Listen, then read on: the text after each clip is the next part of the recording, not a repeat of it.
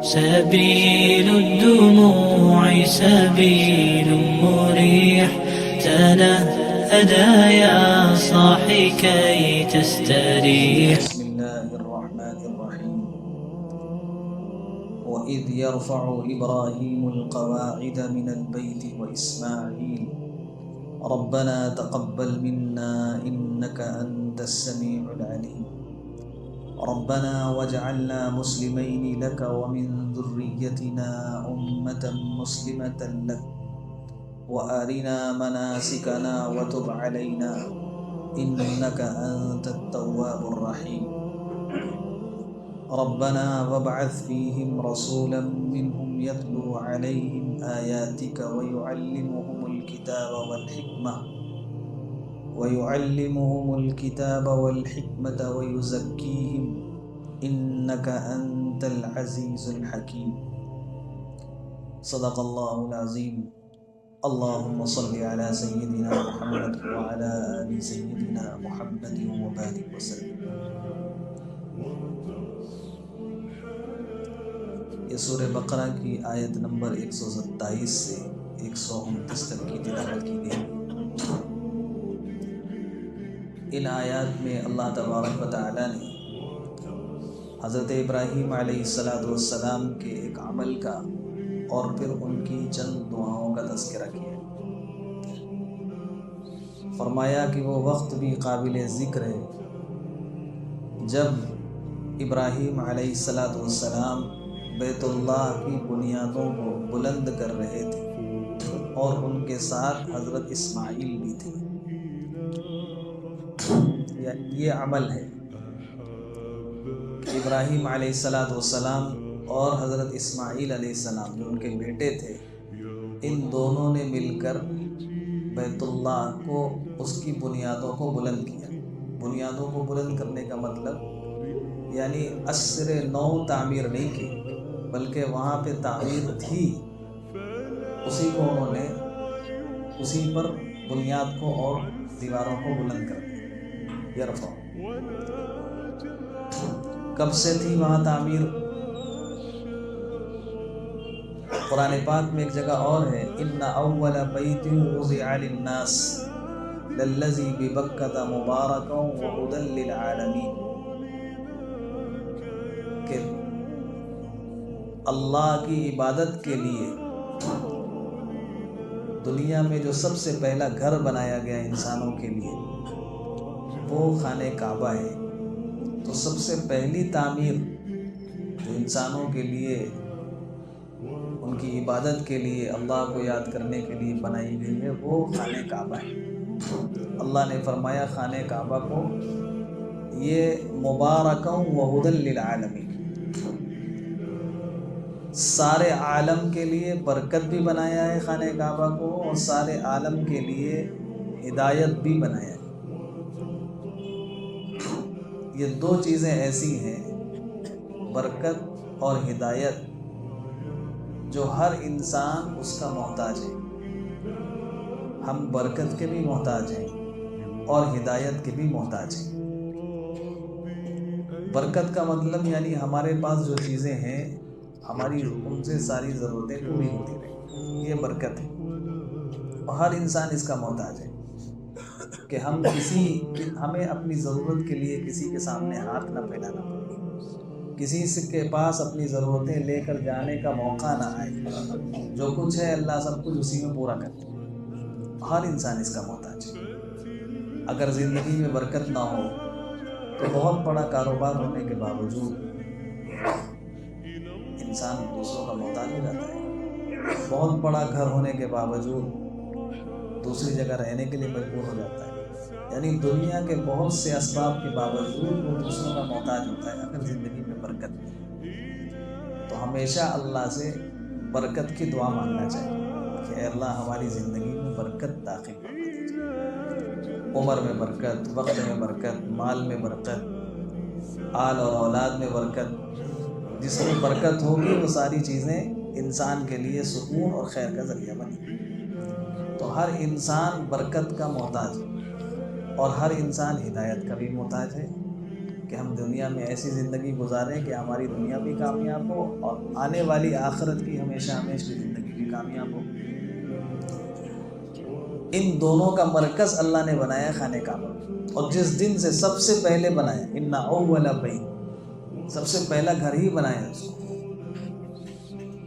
تو اگر کسی کو ہدایت اور برکت چاہیے، اور ہم سب کو چاہیے، تو ہمارا تعلق جتنا زیادہ اس مرکز سے ہوگا اتنی ہی زندگی کے اندر ہدایت اور برکت ہوگی۔ وہاں سے تعلق کیسے مضبوط ہوگا؟ خانہ کعبہ سے۔ دنیا کی ساری مساجد، ان کا سب کا رخ خانہ کعبہ کی طرف، جتنی مسجدیں دنیا میں بنتی ہیں کسی بھی ملک میں، ان کا رخ ہوتا ہے خانہ کعبہ کی طرف۔ تو اللہ کی طرف سے ہدایت اور برکت آتی ہے خانہ کعبہ میں، اور پھر خانہ کعبہ کے واسطے سے یہ دنیا کی جتنی مساجد ہیں وہ سب اس کا سب اسٹیشن ہے۔ ساری دنیا کی مساجد میں وہ ہدایت اور برکت جاتی ہے۔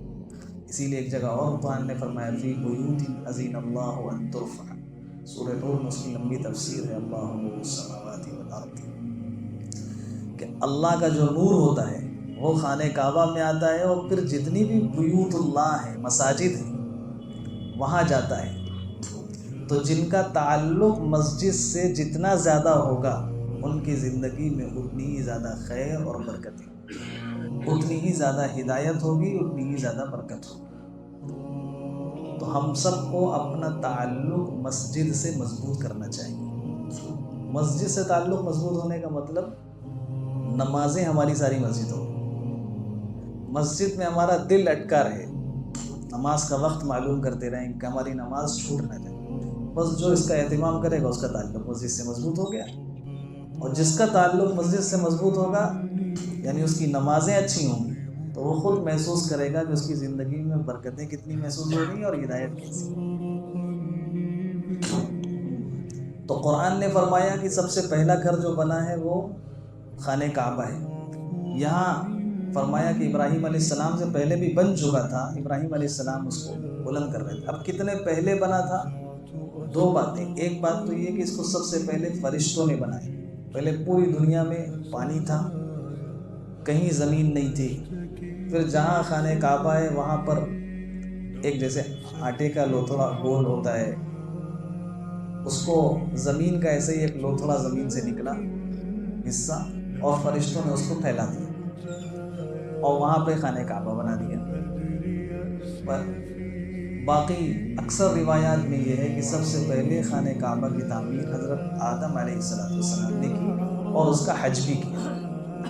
تو آدم علیہ السلام کے زمانے سے یہ خانہ کعبہ بنا چلا آ رہا ہے، لیکن نوح علیہ السلام کے زمانے میں طوفان آیا، خطرناک طوفان، قرآن نے اس کا تذکرہ کیا۔ نوح علیہ السلام اپنی قوم کو دعوت دیتے رہے، سمجھاتے رہے، اتنا سمجھایا قرآن نے کہا ہے کہ 950 سال تک اپنی قوم کو سمجھاتے رہے کہ اللہ کو ایک مانو، اللہ کی عبادت کرو، نیک بنو، لیکن قوم نے ان کی بات نہیں مانی۔ پھر بالآخر نوح علیہ السلام نے بددعا کی کہ اے اللہ، میں تو سمجھاتے سمجھاتے تھک گیا، اب آپ ان سے بدلہ نہیں لیجیے۔ قبول ہو گئی بددعا، اللہ نے طوفان بھیجا، ایسا طوفان پوری دنیا میں آیا اور پوری دنیا تباہ ہو۔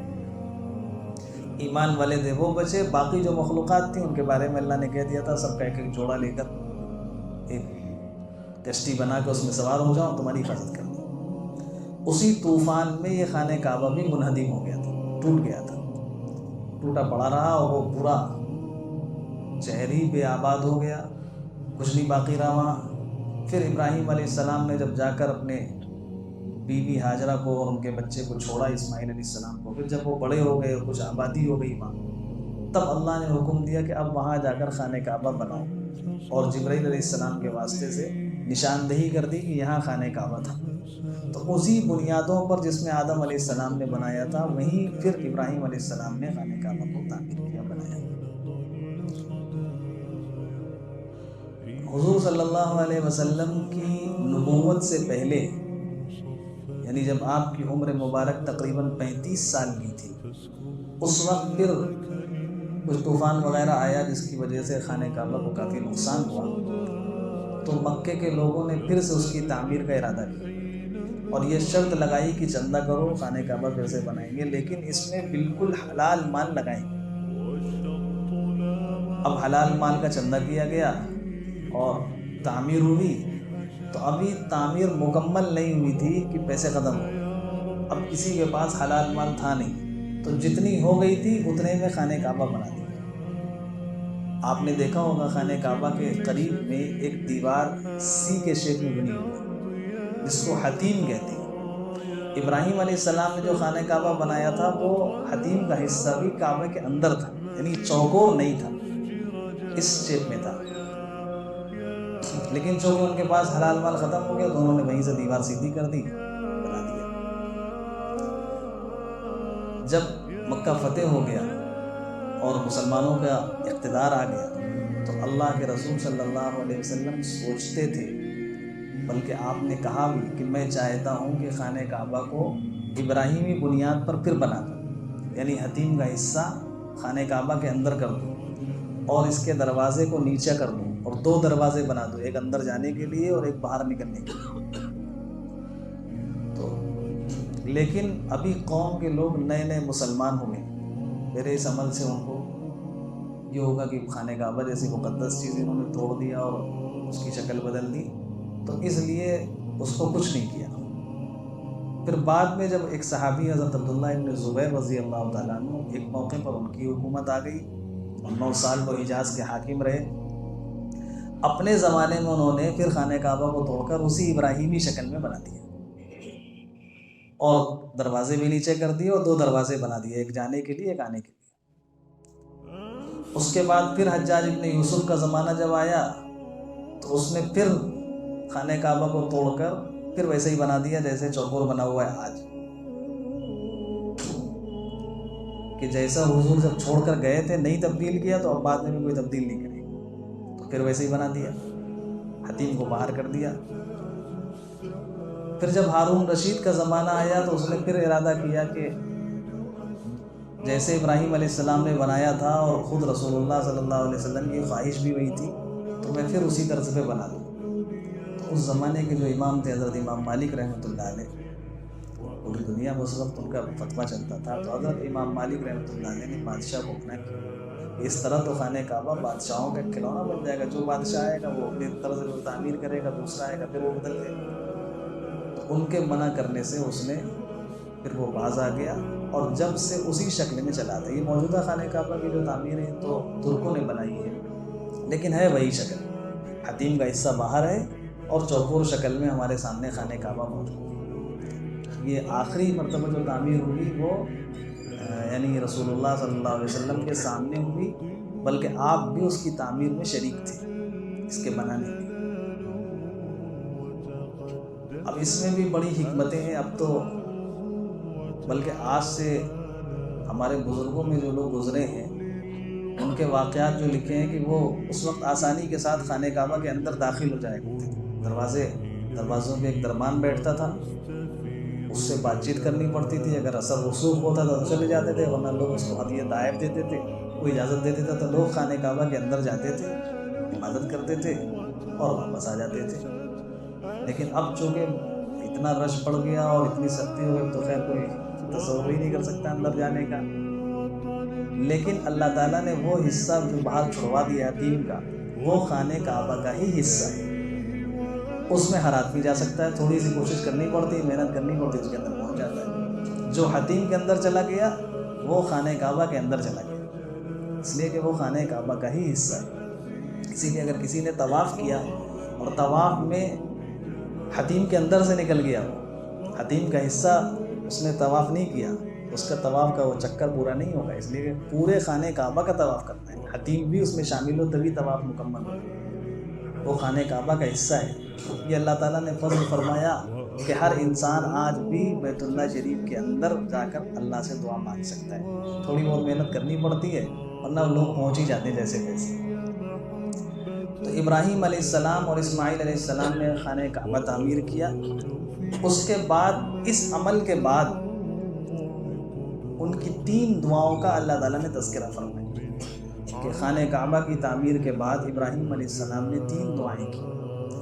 پہلی دعا کیا کی؟ ربنا تقبل منا انک انت السمیع العلیم۔ اتنا عظیم کام کیا تھا، اللہ کے حکم سے کیا تھا۔ اللہ سے کیا کہا کہ اے اللہ ہماری طرف سے آپ اس کام کو قبول کر لیجیے، اس لیے کہ بہت بڑا سے بڑا عمل ہو، اگر اللہ کے یہاں قبول نہ ہو تو ظاہر سی بات ہے اس کی پھر کیا حیثیت رہ جاتی ہے، ختم ہو جاتا ہے۔ تو فرمایا کہ اے اللہ ہم سے اس عمل کو قبول کر لیجیے۔ اور جو لفظ استعمال کیا تقبل، عربی زبان میں تقبل کا لفظ باب تفاعل سے جو الفاظ استعمال ہوتے ہیں اس کے اندر ایک قسم کی یعنی وہ ہوتی ہے کہ ہمارا عمل اس لائق تو نہیں ہے لیکن بس آپ اپنی فضل سے قبول کر لیجیے۔ یہ خود اس معنی کے اندر چھپا، اس لفظ کے اندر چھپا ہوا ہے کہ ہمارا عمل اس لائق نہیں کہ آپ اس کو قبول کریں، لیکن آپ اپنے فضل سے اپنی شان سے اس کو قبول کر لیجئے بس۔ یہ اتنے بڑے عمل کے بعد ابراہیم علیہ السلام نے دعا کر کے، اور اللہ نے اس دعا کو قرآن میں نقل کر کے ہمیں اور آپ کو سکھایا کہ ہم بڑے سے بڑا عمل کر کے اللہ سے قبولیت کی دعا کریں کہ اے اللہ ہمارے اس عمل کو آپ قبول کر لیجیے۔ بسا اوقات ایسا ہوتا ہے کہ اللہ تعالیٰ انسان کو کسی عمل کی، اچھے کام کی توفیق دیتے ہیں تو وہ تکبر کے اندر مبتلا ہو جاتا ہے، وہ سمجھتا ہے کہ ہم نے تو اتنا بڑا کام کر لیا، اب تو ہم اللہ سے بہت قریب ہو گئے، ہم تو یہ کرتے ہیں یہ کرتے ہیں، اتنی بڑی مسجد شاندار تعمیر کروا دی ہم نے، اور ہمارا یہ کام ہوتا ہے یہ کام، اب تو ہم بالکل اللہ سے قریب ہیں۔ اور جو ڈر ہوتا ہے، جو خوف ہوتا ہے وہ ختم ہو جاتا ہے اس کے دل سے، اپنے کو بڑا سمجھنے لگتا ہے۔ ابراہیم علیہ السلام کی اس دعا نے سکھایا، اتنے بڑے عمل کے بعد 2 پیغمبروں نے عمل کیا لیکن کہہ رہے ہیں اے اللہ آپ ہماری طرف سے اس عمل کو قبول کر لیجیے۔ جب وہ قبول کریں گے تبھی وہ عمل اس لائق بنے گا کہ کل قیامت کے دن وزن کے ترازو میں اس کو تولا جائے، اور اگر وہاں سے قبولیت نہیں ہوئی تو پھر کوئی فائدہ نہیں اس کا، ہم کچھ بھی کرتے رہے، بڑے سے بڑا عمل کر لیں۔ اس کے بعد فرمایا انکا انت السمیع العلیم، کہ آپ سمیع بھی ہیں اور علیم بھی ہیں، آپ سنتے بھی ہیں اور جانتے بھی ہیں، یعنی آپ ہماری دعا کو سن رہے ہیں کہ ہم آپ سے دعا کر رہے ہیں، اور ہم نے یہ جو عمل کیا ہے آپ اس عمل کے بارے میں ہماری نیتیں کیا تھیں اس نیت کو بھی جانتے ہیں۔ اللہ تعالیٰ کو کوئی دھوکہ نہیں دے سکتا کہ غلط نیت کے ساتھ، دھوکے کے ساتھ کوئی عمل کر لے اور کہے اللہ قبول کر لیجیے۔ وہ تو سب کچھ جانتے ہیں کہ دل کی نیت کیا تھی، کس نیت سے کیا، اللہ کو راضی کرنے کے لیے کیا ہے یا دنیا والوں کو دکھانے کے لیے کیا ہے۔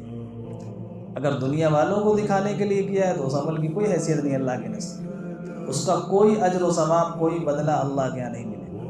جو عمل خالص اللہ کے لیے ہوگا اس عمل کا بدلہ اللہ کے یہاں ملے گا۔ فرمایا انکا انت السمیع العلیم، کہ اللہ آپ سنتے بھی ہیں، سب کی سنتے ہیں، اور آپ جانتے بھی ہیں ہماری نیتوں کو، دل کے حال کو بھی جانتے ہیں، ہمارے اس عمل کو قبول کر لیں۔ تو ہر عمل کے بعد اللہ سے قبولیت کی دعا کرنا چاہیے، اس سے تکبر کا مرض پیدا نہیں ہوتا، انسان اپنے آپ کو نیک اور متقی نہیں سمجھنے لگتا، پھر ڈرتا رہتا ہے کہ اللہ آپ قبول کر لیجیے۔ اس کے بعد فرمایا ربنا وجعلنا مسلمین لک، کہ اے ہمارے پروردگار ہم دونوں کو، یعنی ابراہیم علیہ السلام اسماعیل علیہ السلام دونوں نے مل کر تعمیر کی تھی، کہ ہم دونوں کو اپنا مسلمین کا لفظ تو اگر بالکل لفظ بلفظ ترجمہ کریں کہ اپنا ہمیں مسلمان بنا دیجیے، تو مسلمان تو تھے ہی وہ، یعنی اپنا فرما بردار بنا دیجیے، فرما بردار بھی تھے، نبی سے تو کوئی گناہ ہوتا ہی نہیں، یعنی اپنا فرما بردار بنائے رکھیے۔ انسان جس مقام پر اللہ سے جتنا قریب ہوتا رہتا ہے اس کو اور زیادہ احساس ہوتا رہتا ہے کہ جتنی اللہ کی فرما برداری کرنی چاہیے وہ ہم سے نہیں ہوتی، جتنا، اسی لیے جو جس مقام پر ہوتا ہے وہ اتنا ہی زیادہ ڈرتا ہے، وہ اتنا ہی زیادہ رونے۔ ابراہیم علیہ السلام کے بارے میں ایک جگہ قرآن میں اللہ نے فرمایا ان ابراہیم لأواہ حلیم، بہت زیادہ رونے والے تھے، اواہ تھے، آہو پکا کرنے والے تھے۔ ایک جگہ فرمایا منیب، ہر وقت بس اللہ سے لو لگانے والے تھے. کیوں؟ جو جتنا اللہ سے قریب ہوتا ہے، اللہ کی صفات کو پہچانتا ہے، اللہ کی معرفت جتنی زیادہ ہو جاتی ہے، وہ اتنا ہی زیادہ اللہ سے ڈرنے والا بن جاتا ہے. اس کو اتنا ہی زیادہ احساس ہوتا ہے کہ جیسا اللہ کا حق تھا وہ ہم سے ادا نہیں ہو رہا ہے. تو کہا کہ اے ہمارے پروردگار، ہم کو مسلمان بنائے رکھیے، فرما بردار بنائے رکھیے. جو فرما برداری میں ہم سے اور ہمارے بیٹے اسماعیل سے کوئی کمی اور کوتاہی نہ ہونے پائے. وَمِن ذُرِّيَّتِنَا أُمَّةً مُسْلِمَةً لَكَ، اور ہماری ذریت میں بھی، ہماری اولاد میں بھی امت مسلمہ پیدا فرمائیے، یعنی ایک قوم کو مسلمان بنائے رکھیے ہماری اولاد میں سے. سب کے بارے میں دعا نہیں کی کہ میری جتنی اولاد پیدا ہوں ان سب کو آپ مسلمان بنا دیجیے گا، بلکہ کہا ان میں سے کچھ لوگوں کو، من لگا دیا، اس لیے کہ اللہ تعالیٰ پہلے کہہ چکے تھے. اس سے پہلے جو آیت آئی تھی کہ جب اللہ تعالیٰ نے ان سے کہا کہ ہم آپ کو امام بنانے والے ہیں، تو اللہ تعالیٰ نے ابراہیم علیہ السلام نے کہا کہ میری اولاد کو بھی یہ مقام عطا فرمائیے گا. اللہ نے فرمایا تھا کہ میں سب کو نہیں دوں گا، لا ینال عہد الظالمین. اس سے ابراہیم علیہ السلام سمجھ گئے تھے کہ ہماری اولاد میں کچھ نافرمان بھی پیدا ہوں گے، کچھ ظالم بھی پیدا ہوں گے. تو اس لیے اب جب دعا کی تو پہلے ہی سے اللہ سے کہہ دیا کہ اللہ ہماری اولاد میں سے بعض لوگوں کو اپنا فرما بردار بنا کر اٹھائیے. تو جو لفظ نکالا تھا امت مسلمہ، اللہ نے ایسی دعا قبول کی کہ آج اسی نام سے آج تک امت چلی آ رہی ہے. ہم سب کو کیا کہتے ہیں؟ امت مسلمہ ہی کہتے ہیں.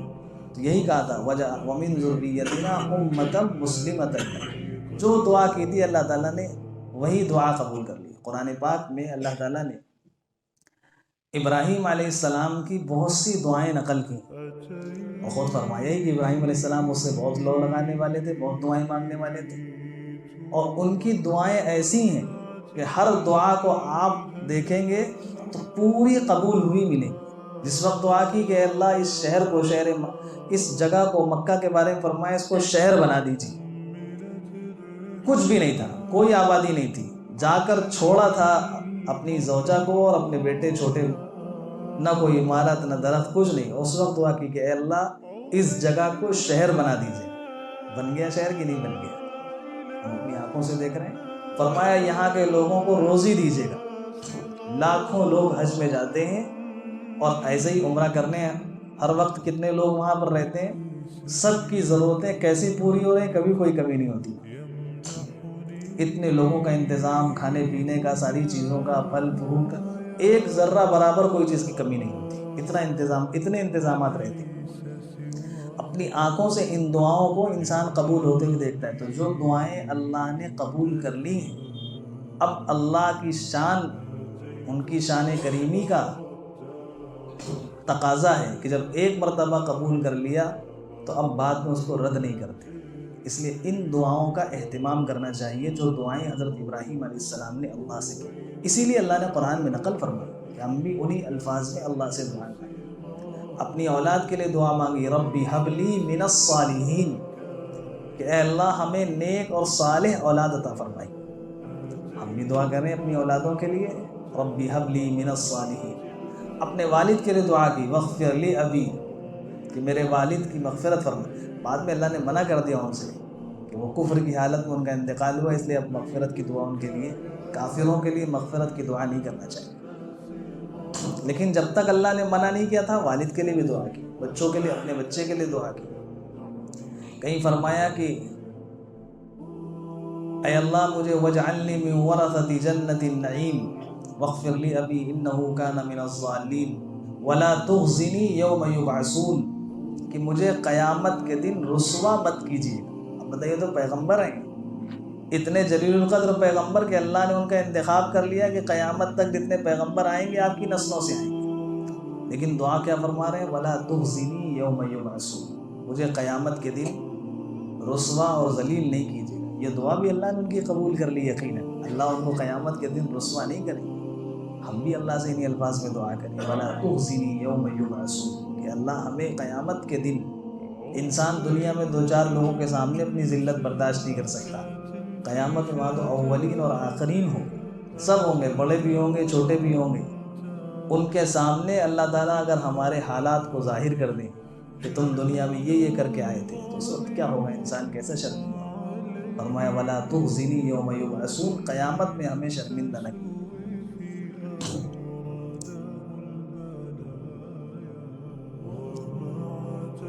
تو فرمایا وَمِن ذُرِّيَّتِنَا أُمَّةً مُسْلِمَةً لَكَ، ہماری ذریت کو، ہماری اولاد کو میں سے بھی امت مسلمہ بنائیے، اپنی فرمانبردار امت بنائیے۔ وَأَرِنَا مَنَاسِكَنَا وَتُبْ عَلَيْنَا، اور ہمیں مناسک حج کے ارکان، مناسک کہتے ہیں حج کے ارکان کو بھی، جو کچھ حج میں کیا جاتا ہے، اور جو مقامات حج ہیں منا، مزدلفہ، عرفات، ان کو بھی مناسک کہتے ہیں۔ تو ہمیں اس لیے کہ جب خانہ کعبہ بنایا تو اللہ نے کہا کہ اب لوگوں کو اعلان کیجیے، حج کے لیے بلائیے۔ تو فرمایا حج ہوگا کیسے، وہ تو بتائیے۔ تو پھر اللہ تعالیٰ فرمایا وَأَرِنَا مَنَاسِكَنَا، ہمیں حج کے ارکان بھی سکھا دیجیے، حج کی جگہ بھی دکھا دیجیے۔ تو جبرائیل علیہ السلام کو بھیج کر اللہ تعالیٰ نے حج کی تمام جگہ دکھائیں کہ یہ حج کی جگہ اس طرح سے یہاں قیام کرنا۔ آج بھی جو حج ہوتا ہے وہ وہی ابراہیم علیہ السلام کا سکھایا ہوا حج ہے، جو جبرائیل علیہ السلام نے ان کو سکھایا تھا، آج تک اسی طریقے پر حج چلا ہے۔ وَتُبْ عَلَيْنَا، پھر آخری میں کہا وَأَرِنَا مَنَاسِكَنَا وَتُبْ عَلَيْنَا، اور ہماری توبہ کو قبول کر لیجیے۔ پیغمبر ہیں، معصوم ہیں، ان سے کون سا گناہ ہوتا ہے، لیکن اس کے باوجود کہہ رہے ہیں کہ ہماری توبہ کو قبول کر لیجیے۔ اس کے دو جواب دیے مفسرین نے، ایک تو امت کو سکھانے کے لیے کہ اللہ سے اپنے گناہوں سے توبہ استغفار کرتے رہو کہ اللہ ہم سے گناہ ہو گیا ہے، معاف کر دیجیے۔ دوسرے، جو جس مقام پر ہوتا ہے، انبیاء علیہ السلام کا جو مقام اور مرتبہ ہے، اس مقام اور مرتبے میں انبیاء ہوتے ہیں، اس کے بعد جب کچھ اور ترقی ہوتی ہے اور زیادہ اللہ سے قریب ہو جاتے ہیں۔ جب اللہ سے اور قریب ہوتے ہیں تو اس کا پہلے کا جو مقام تھا، تب ان کو یہ احساس ہوتا ہے کہ ہم اس سے پہلے جس مقام پر تھے وہ تو کم تھا، اب تو ہمیں اللہ کی اور معرفت مل گئی، تو اس سے توبہ کرتے ہیں کہ میں اس مقام پر اور پہلے کیوں نہیں آیا۔ تو اللہ سے توبہ کرتے ہیں کہ ہمیں معاف فرما دیجیے، ورنہ سارے انبیاء علیہ السلام گناہوں سے معصوم ہوتے ہیں، ان سے کوئی گناہ نہیں ہوتا، نہ نبوت سے پہلے نہ نبوت کے بعد، ہر نبی معصوم ہوتا ہے گناہوں سے۔ وَتُبْ عَلَيْنَا، دو اللہ تک پہنچنے کے راستے ہیں۔ ایک راستہ ہے کہ انسان سے کوئی گناہ ہی نہ ہو، معصوم ہو بالکل گناہوں سے، پاک اور صاف ہو، تو سیدھے اللہ تک پہنچ جائے گا۔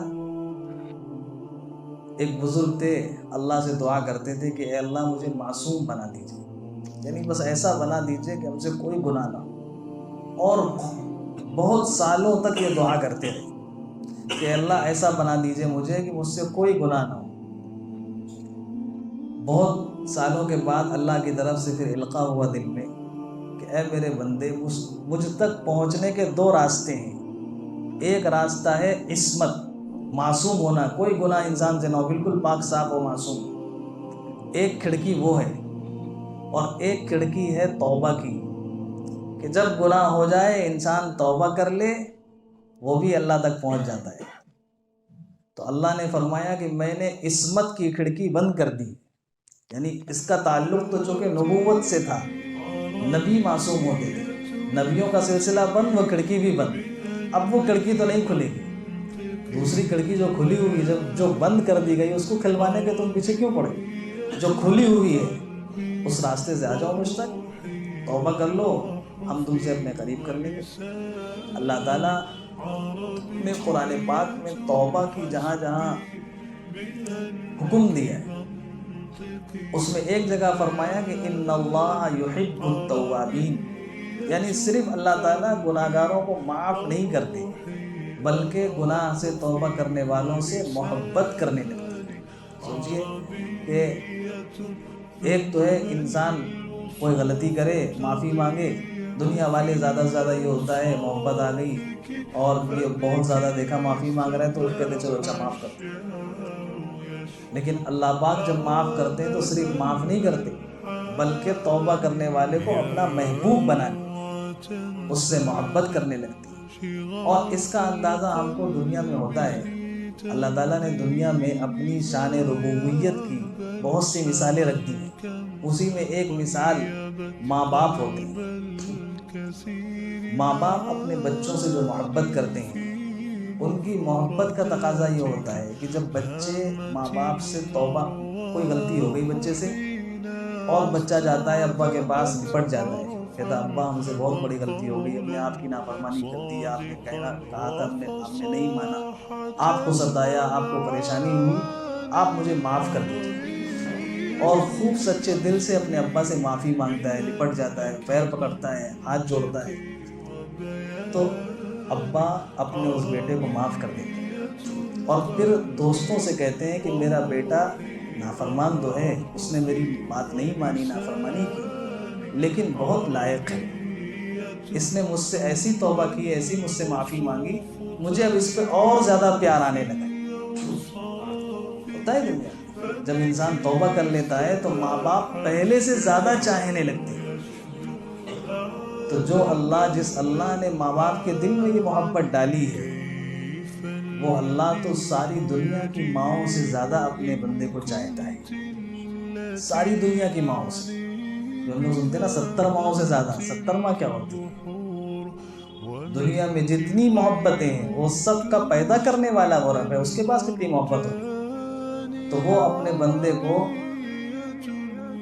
توبہ کی وجہ سے صرف معاف نہیں کرتا بلکہ محبت کرنے لگتا ہے۔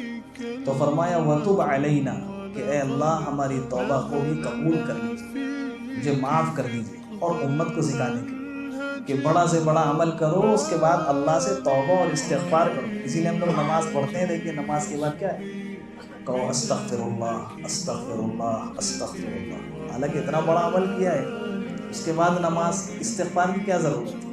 لیکن اسی لیے سکھایا کہ نماز بھی پڑھی ہے اللہ سے تعلق کے لیے، جیسا حق تھا وہ ادا نہیں ہوا، اور استغفار سے بندہ اللہ سے بہت قریب ہو جاتا ہے، اللہ کی محبت اس کو مل جاتی ہے۔ فوراً کہو کہ اللہ مجھے معاف فرما دیجیے، استغفر اللہ۔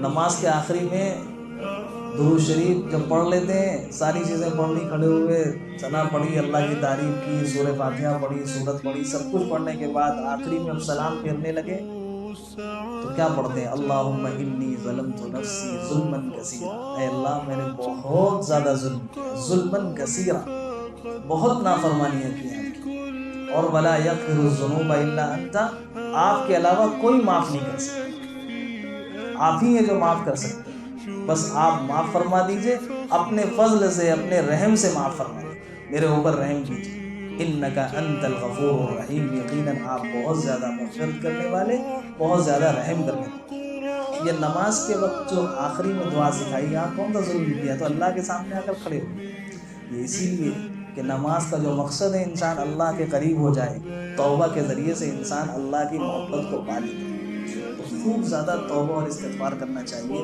ابراہیم علیہ السلام کے ان الفاظ کو قرآن نے نقل کر کے ہمیں سبق دیا اللہ تعالیٰ نے کہ ہم بھی اللہ سے خوب توبہ اور استغفار کریں۔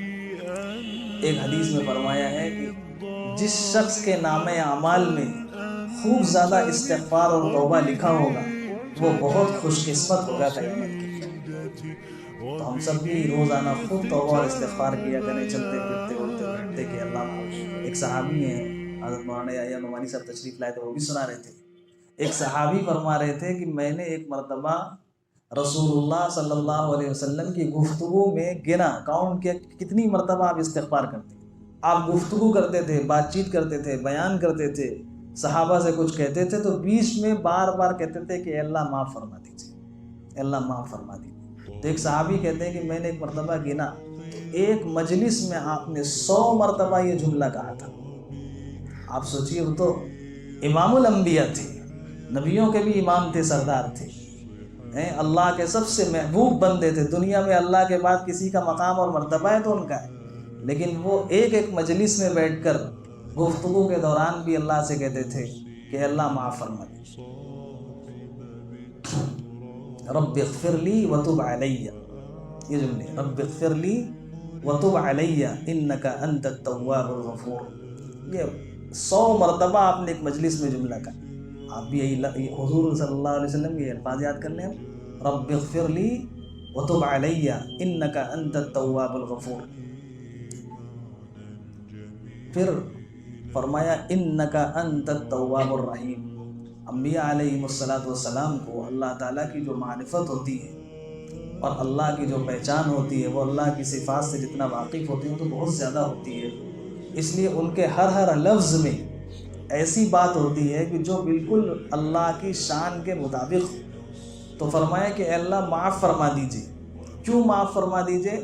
انک انت التواب الرحیم، اس لیے کہ آپ بہت زیادہ توبہ کو قبول کرتے ہیں، آپ بہت زیادہ معاف کرنے والے ہیں، توبہ کو قبول ہی نہیں کرتے۔ ایک حدیث میں فرمایا انک فاعف عنی، اللہ مجھے معاف فرما دیجئے، اور آپ معافی کو تحب العفو فاعف عنی، معافی کو پسند کرتے ہیں، محبوب رکھتے ہیں معاف کرنے کو۔ تو فرمایا کہ آپ تو بہت زیادہ معاف کرنے والے ہیں، اس لیے ہمیں بھی معاف کر دیجئے۔ اور کیوں معاف کرتے ہیں؟ حق نہیں ہے آپ کا کہ آپ جو بندہ ہاتھ اٹھا لے آپ اس کو معافی کر دیں، آپ چاہیں تو آپ سزا بھی دے سکتے ہیں، لیکن آپ معاف کیوں کرتے ہیں؟ اس لیے کہ آپ رحیم بھی ہیں، آپ کے اندر صفت رحم ہے، آپ بندوں کو چاہتے ہیں، محبت ہے آپ کو بندوں سے، اس لیے آپ اپنے بندوں کو معاف فرما دیتے ہیں۔ لہٰذا وتب علینا، مجھے بھی معاف فرما دیجیے۔ یہ اللہ کی دو صفات بیان کر کے ابراہیم علیہ السلام نے دعا فرمائی کہ آپ ہمیں بھی معاف فرما دیجیے۔ اب اس کے بعد کی جو دعا ہے وہ بھی بہت ہی جامع دعا ہے، انشاءاللہ آئندہ ہفتے ہو جائے گی۔ بہرحال خلاصہ یہ ہے کہ ہم سب کو ایک تو اگر ہدایت اور برکت چاہیے، اور یقیناً چاہیے، ہم سب اس کے محتاج ہیں، تو اپنا تعلق ہمارا جتنا خانہ کعبہ سے ہوگا، بیت اللہ سے ہوگا، اتنی ہماری زندگی میں ہدایت اور برکت ہوگی۔ بیت اللہ سے تعلق کرنے کے لیے اپنے جہاں ہم رہتے ہیں وہاں کی مسجدوں سے تعلق، مسجدوں سے تعلق کا مطلب یہ ہے کہ ہم نمازیں مسجدوں میں ادا کریں اہتمام کے ساتھ۔